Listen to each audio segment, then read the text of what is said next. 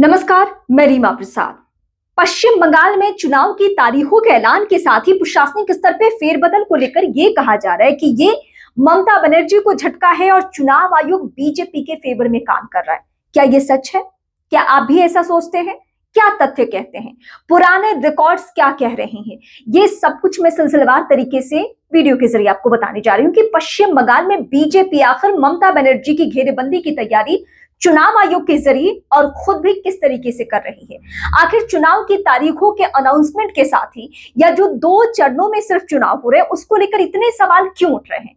क्योंकि पश्चिम बंगाल वो राज्य है जो अगर आप हिंदी पट्टी के राज्यों से तुलना करें या दक्षिण के राज्यों से, पूर्वोत्तर के राज्यों से तुलना करें तो सबसे ज्यादा हिंसात्मक राजनीति और चुनावी प्रक्रिया में सबसे ज्यादा खून खराबा हमें बंगाल में ही देखने को मिलता है। और वहां के चुनाव को कंट्रोल करना, वहां के चुनाव को बहुत अच्छे तरीके से संभालना, ये बड़ी चुनौती होती है।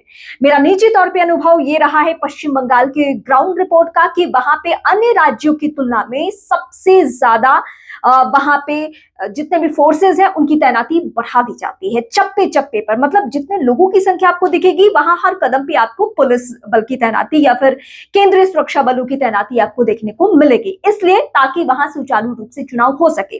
अब ऐसे प्रदेश में सिर्फ 2 फेज में चुनाव कराना क्या समझदारी भरा कदम है?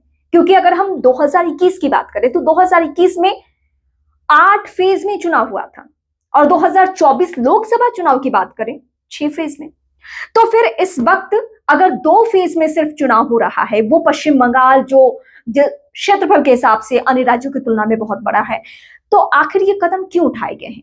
क्या इससे ममता बनर्जी को फायदा हो रहा था ज्यादा फेजेस में चुनाव कराने से, या बीजेपी ने इस बार कोई बीच का रास्ता निकाला है? मैं पहले भी आपको एक पुराने वीडियो के जरिए बता चुकी हूं जिसमें बीजेपी इस बार के बंगाल के चुनाव को जीतने के लिए कौन कौन सी स्ट्रैटेजी पे काम करिए। सबसे पहले तो फोकस करते हैं जो पश्चिम बंगाल में इस वक्त बड़ा फेरबदल हुआ है, यानी राज्य के स्तर पे या ममता बनर्जी के आंख नाक कान कहें अगर हम, मतलब डीजीपी, पुलिस कमिश्नर, इन सभी का तबादला हो चुका है। एडीजी का, डीजी का, इन सभी की छुट्टी कर दी गई है और इनके जगह पे नए चेहरों को ला दिया गया है। मतलब ऐसे चेहरों को जिससे ममता बनर्जी का कोई वास्ता ही ना हो।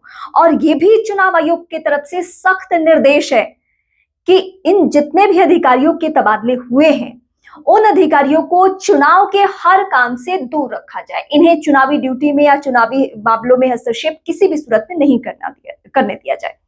आप अगर ममता बनर्जी की कार्यशैली से परिचित हैं, उनके वर्किंग स्टाइल को आप जानते हैं, वो किस तरीके से सरकार चलाती है 2011 से लेकर अभी तक, तो आपको ये अच्छे से मालूम होगा कि प्रशासनिक टीमों के जरिए वो राज्य में, पुलिस के जरिए वो राज्य में कैसे सब कुछ कंट्रोल करने की कोशिश करती हैं। और उनके लेफ्ट राइट अगर कोई होता है तो वो कमिश्नर हो, डीजीपी हो, क्योंकि आप याद कीजिए पुलिस कमिश्नर के लिए वो सीधे सीधे कोलकाता पुलिस कमिश्नर के लिए सीबीआई से भिड़ गई थी, मतलब धरना पे बैठ गई थी कि किसी भी सूरत में आपको राजीव कुमार को गिरफ्तार नहीं करना है। ये ममता बनर्जी का स्टाइल है।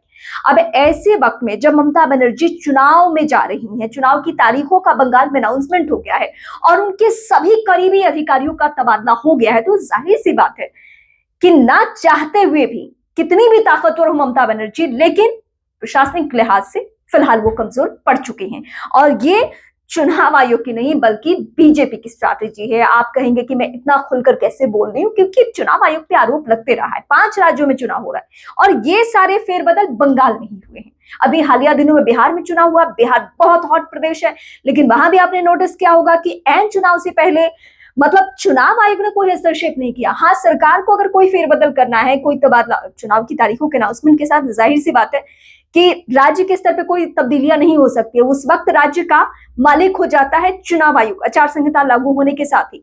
तो ये फेरबदल अन्य किसी प्रदेशों में हमने इतने बड़े स्तर पे नहीं देखा है। और अगर बंगाल को लेकर ये कवायद की जा रही है तो इसके पीछे की स्ट्रैटेजी मैं आप सभी के सामने रखने जा रही हूं और रख रही हूं कि क्या हुआ होगा और क्या होने जा रहा है।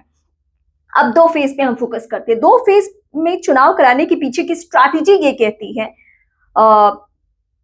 बीजेपी की, जिसमें ज्यादा फेजेस में चुनाव होने से ममता बनर्जी के जो कैडर है, टीएमसी के जो कैडर है, जो उनका जनाधार है, खासकर वो स्ट्रैटेजी मेकर्स वो चंद चेहरे जो बंगाल जिताने में सबसे बड़ी भूमिका अदा करते हैं, वो कहीं ना कहीं ज्यादा फेज चुनाव होने में वो अलग अलग जगहों पे सेट हो जाते थे और चुनाव बहुत अच्छे से अपने पक्ष में कर लेते थे। लेकिन अगर दो ही फेज में चुनाव हुआ और कोलकाता को अगर आप उत्तर बंगाल देखें और इधर दक्षिणी हिस्सा देखें तो दोनों एकदम तितर बितर एकदम अलग अलग जोन है।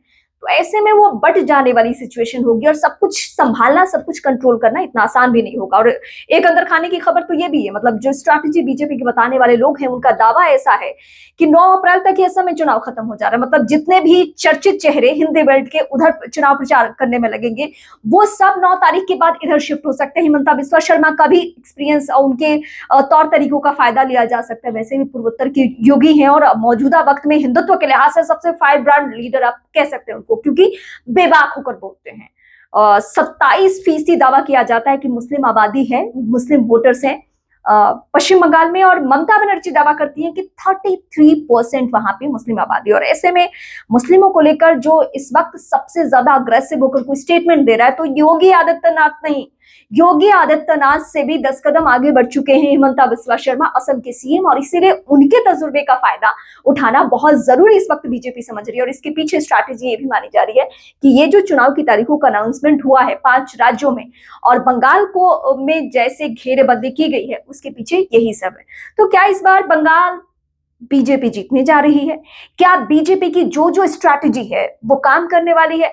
क्या ममता बनर्जी इस वक्त वाकई चौतरफा घिर चुकी हैं? मतलब आप जहां भी देखिए स्ट्रैटेजी कहीं ना कहीं उनके फेवर में काम करता हुआ नजर नहीं आ रहा है। लेकिन मैं फिर दोहराऊंगी, वो ममता बनर्जी है, उनके राजनीति करने का तौर तरीका, राहुल गांधी हो, अखिलेश यादव हो, तेजस्वी यादव हो या फिर उद्धव ठाकरे हो, ये जितने भी विपक्षी खेमा के नेता हैं इन सबसे बिल्कुल अलग हैं, बहुत अग्रेसिव होकर चुनाव लड़ती हैं। लेकिन हाँ, अगर चुनाव आयोग, बीजेपी जैसी ताकतवर पार्टी जिसके पास इतने फायर ब्रांड्स लीडर्स हैं, जहां बीजेपी के मतलब इतने राज्यों में अपनी सरकारें हैं, जिसके पास सब कुछ है, धन बल सब कुछ है, पावर सब है, उससे लड़ना, उससे भिड़ना, उससे जीत कर निकलना इतना आसान भी नहीं होगा। लेकिन अभी 5 राज्यों में सबसे ज्यादा निगाहें और सबसे हॉट केक आप जिसे कहते हैं चुनावी माहौल में, वो पश्चिम बंगाल है। पश्चिम बंगाल में बीजेपी क्या करती है अपने जीतने के लिए, ममता बनर्जी अब बीच का रास्ता क्या निकालती है, ये सब ऐसी बातें हैं जिस पर सबकी निगाहें हैं। और फिलहाल हर दिन फेरबदल पश्चिम बंगाल में होने जा रहा है, हर दिन कुछ ना कुछ वहां से ऐसी बातें, ऐसे स्टेटमेंट्स निकलकर सामने आएंगे जिससे लोगों की दिलचस्पी बढ़ जाने वाली है। फिलहाल इस वीडियो के जरिए मैंने आपको समझाने की कोशिश की कि आखिर 2 फेज में चुनाव क्यों हो रहा है और प्रशासनिक टीमों के फेरबदल होने से ममता बनर्जी क्या कमजोर पड़ती हुई नजर आ रही है। आपके जहन में जो सवाल है इसको लेकर आप मुझे बेहिचक कमेंट करके बताएं, क्योंकि पश्चिम बंगाल वो राज्य है जहां को लेकर बीजेपी लगातार 2014 से अभी तक कोशिश कर रही है।